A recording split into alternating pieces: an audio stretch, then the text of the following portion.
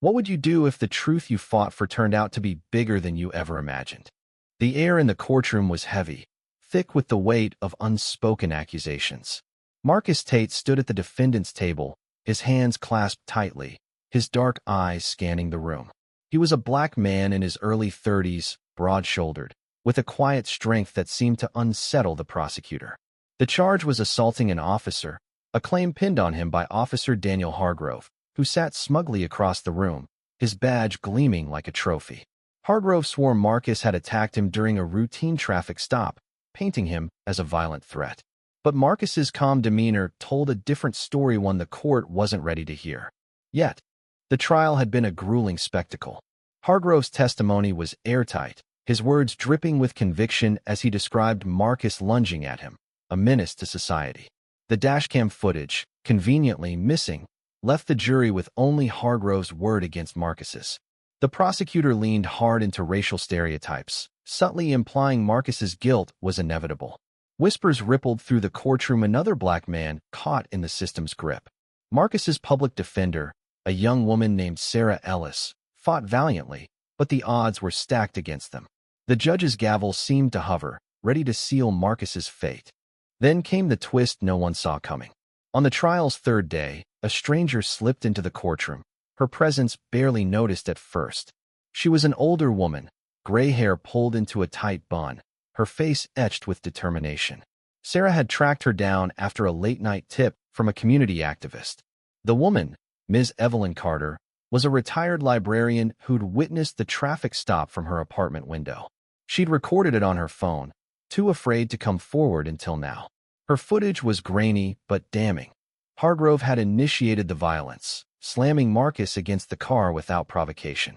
The courtroom erupted in murmurs as the video played, Hargrove's face paling with each frame. But Evelyn's testimony wasn't the only bombshell. As she spoke, she dropped a detail that shifted the entire case.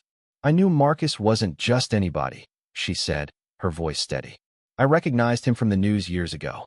The judge leaned forward, intrigued. Evelyn revealed Marcus wasn't just a mechanic, as his modest life suggested. He was Marcus Tate, the whistleblower who'd exposed a massive corruption scandal in the city's police department a decade earlier, under a different name. He'd been forced into hiding after threats on his life, changing his identity to protect his family. The courtroom fell silent, the weight of his past crashing down like a tidal wave. Marcus had never wanted to reveal his history.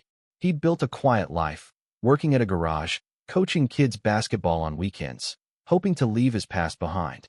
But Hargrove, it turned out, wasn't just a random cop.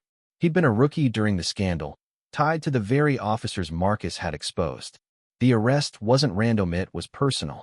Hargrove had recognized Marcus and saw a chance to settle an old score, fabricating the assault to ruin him. The revelation turned the trial into chaos. Jurors gasped, the prosecutor stammered, and Hargrove's smug facade cracked as he realized his lie was unraveling. Sarah seized the moment, her voice rising with passion. She argued that Marcus wasn't just a victim of a false arrest, but a hero who'd risked everything to fight corruption. The jury, now seeing Marcus in a new light, deliberated for only 2 hours. The verdict, not guilty. But the real victory came when the judge ordered an investigation into Hargrove's conduct, sparking calls for broader police reform. Marcus walked out of the courthouse, the sunlight hitting his face, a free man, but more than that, a symbol of resilience. As he stepped into the crowd outside, Evelyn approached him, her eyes misty. "You gave me courage," she whispered. Marcus nodded, his own eyes glistening. He'd never wanted to be a hero again, but sometimes the truth demands to be heard. His fight wasn't just for himself, it was for every person silenced by a system that too often fails them.